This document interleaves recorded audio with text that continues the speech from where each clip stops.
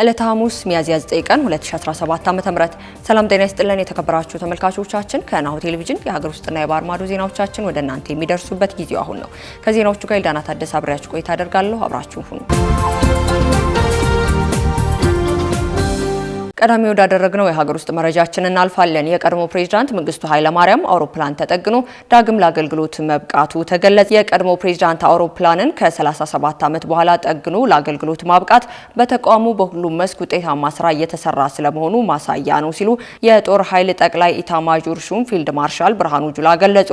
ፊልድ ማርሻል ብርሃኑ እንደገለጹት የቀድሞ ኢትዮጵያ ፕሬዝዳንት መንግስቱ ኃይለማርያም አውሮፕላን ማሻሻለያ በማድረግ ከ37 ዓመት በኋላ የበረራ አገልግሎት እንዲሰጥ ማድረግ ተችሏልም ብለዋል። ይህም በመከላከያ ሰራዊት ተቋም ውስጥ በሁሉም መስክ ውጤታማ ስራ እየተሰራ ስለመሆኑ ማሳያ መሆኑንም ገልጸዋል። አውሮፕላኑ አስፈላጊ ጥገና አግኝቶ መብረርና ወደ ሀገር መመለስ እንዲችል አስተዋጽኦ ላበረከቱ የአየር ኃይል አመራሮች፣ የቴክኒክ ባለሙያዎች፣ የመከላከያ ድጋፍ ሰጪዎች ምስጋና አቀርባለሁም ብለዋል። የፌዴሬ አየር ኃይል ዋና አዛዥ ሌተናል ጀነራል ይርማ መርዳሳ በበኩላቸው አየር ኃይሉ በሰው ኃይል ግንባታ፣ በትጥቅ ማሳደግ፣ ከዘመኑ አቅም ላይ ማድረስ፣ መሰረተ ልማቶችን፣ ተቋሞችን በሚመጥን ልክ ማስፋት ትኩረት የተሰጠበት መሰረታዊ ነጥብ መሆኑንም ገልጸዋል። አውሮፕላኑን ጠግኖ ወደ ኃይል መመለስ የዚህ አንዱ አካል ነው ብለዋል። ዳሽ ፋይበር ወይም ብሎቭ በሚል መጠሪያ የሚታወቀው ለቀድሞ ኢትዮጵያ ፕሬዝዳንት መንግስቱ ኃይለማርያም አገልግሎት ይሰጥ የነበረ አውሮፕላን ከአንድ ዓመት ጊዜ በኋላ አስፈላጊውን ጥገና በአየር ኃይል ቴክኒሻሎች በመሰጠቱ ከ37 ዓመት በኋላ ለበረራ ማብቃት እንደተቻለም ተናግረዋል።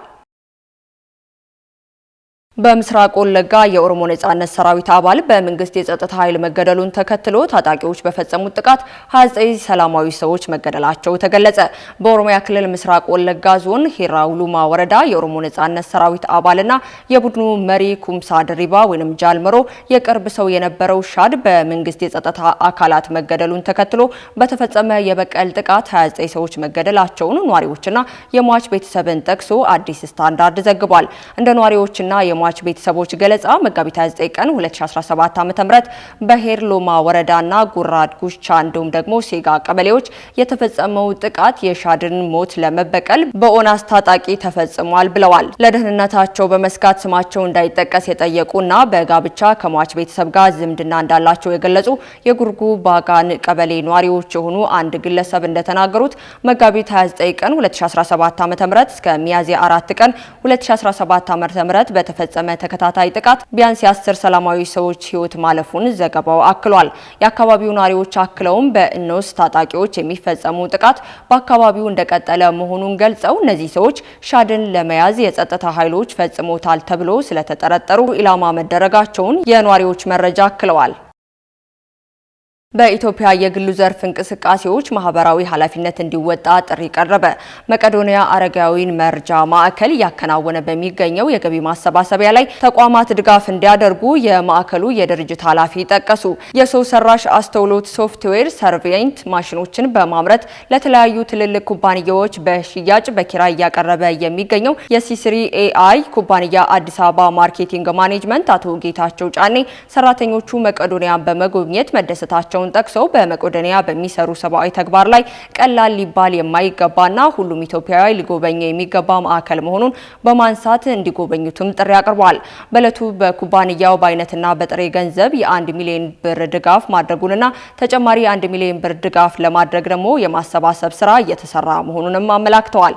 ይህ ድጋፍ በሀገር አቀፍ ደረጃ ተጠናክሮ የሚቀጥል እንደሆነና ማህበራዊ ድጋፎችን መስጠት የኩባንያው አንዱ ዓላማ ነው ብለዋል። ሌሎችም የግል ዘርፎች እንቅስቃሴ ያቸውን ማህበራዊ ኃላፊነታቸውን በመመልከት ሊጠሩ ይገባል፣ በዚህም ደግሞ ሊንቀሳቀሱ ይገባል ሲልም ጥሪያቸውን አቅርበዋል። ከተመሰረተ 16 ዓመታትን ያስቆጠረው ኩባንያው ኢትዮጵያን ጨምሮ ከ15 በላይ ሀገራት ላይ ቅርንጫፍ ከፍቶ እየሰራ ሲሆን የስልጠናና የማምረቻ አገልግሎት እየሰጠ እንደሆነም ገልጸዋል። ቀደምቶቻችን ኑሯቸውን ለማሸነፍ ተግተው የድካማቸው ውጤት ፍሬ ሲያፈራ ሰፍረው ለምስጋና ወደ ቤተ እግዚአብሔር ያቀርቡ እንደነበር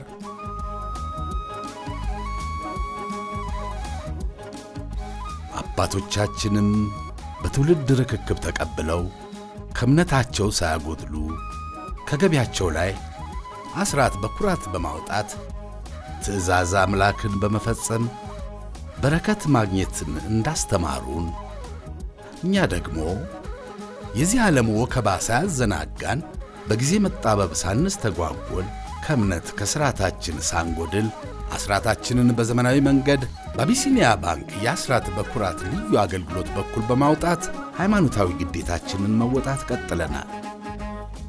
እርሶም የአቢሲኒያ ባንክ አስራት በኩራት ልዩ አገልግሎት ተጠቃሚ ይሁኑ። አቢሲኒያ የሁሉም ምርጫ። ካሽጎ በየትኛውም ዓለም ሆነው በማንኛውም ሰዓት ለወገኑ የሚደርሱበት ፈጣን የገንዘብ መላኪያ ተከፈተሎ። ማስተርና ቪዛ ካርዶን በመጠቀም ከ5 እስከ 20 ዶላር የሚልኩበት አዲስ የገንዘብ መላኪያ መንገድ። ካሽጎን ለየት የሚያደርገው የትኛውም የገንዘብ ዝውውር በፍጥነት አገልግሎት ከመስጠቱም ባሻገር ለማንኛውም አገልግሎት ምንም አይነት ክፍያ አለመጠየቁ ነው።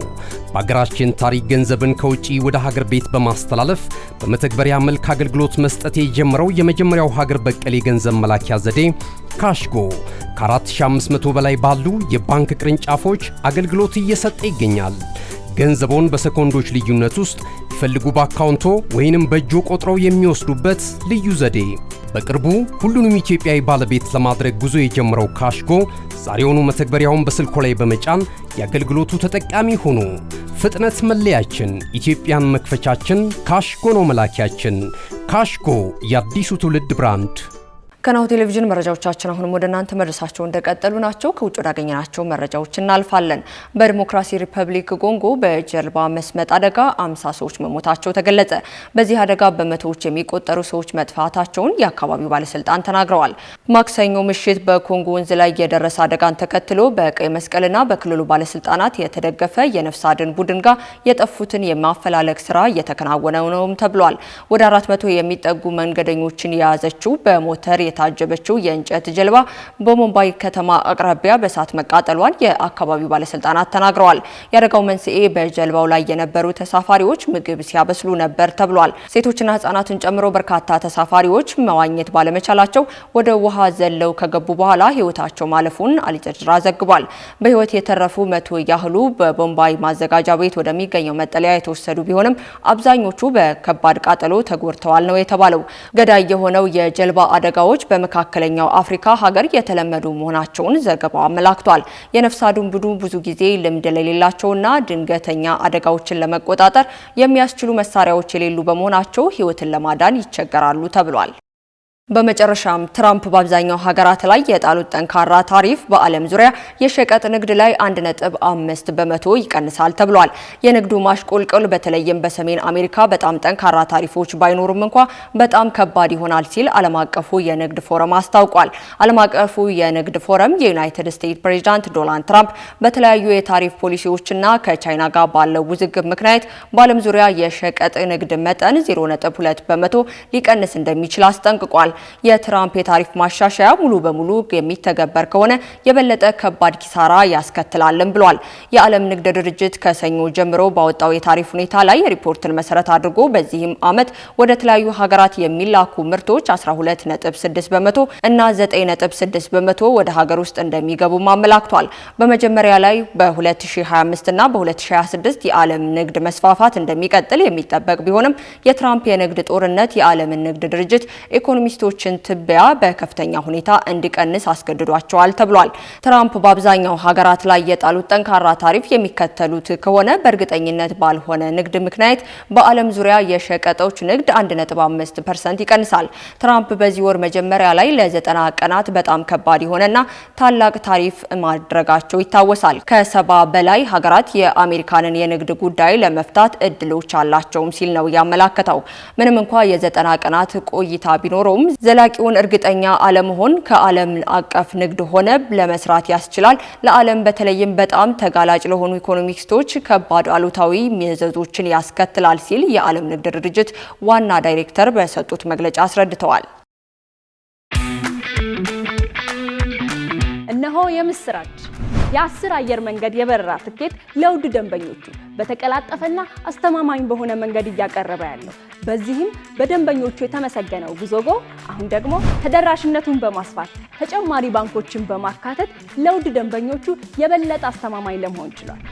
የጉዞጎን አፕሊኬሽን ከአፕ ስቶር ወይም ከፕላይ ስቶር በማውረድ የመነሻና የመድረሻ ከተማዎትን መርጠው ዋጋ አወዳድረው የሀገር ውስጥም ሆነ ዓለም አቀፍ በረራ ማድረግ ካሰቡ የበረራ ትኬቶን ክፍያ በአቅራቢያው በሚገኙ ባንኮች አንድም በአካል በመሄድ ወይም በኦንላይን የክፍያ አማራጮች ክፍያዎትን በመፈጸም የበረራ ትኬቶን በእጅ ያስገቡ።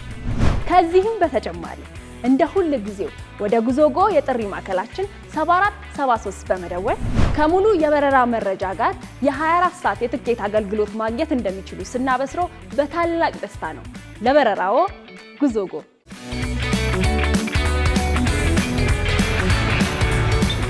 ከናሁ ቴሌቪዥን ለሰዓቱ ያዝንላችሁ መረጃዎቻችን የእስካሁኑ ይመስሉ ነበር። ከዜናዎቹ ጋር ኤልዳና ታደሰ አብሬያችሁ ቆይታ አድርጋለሁ።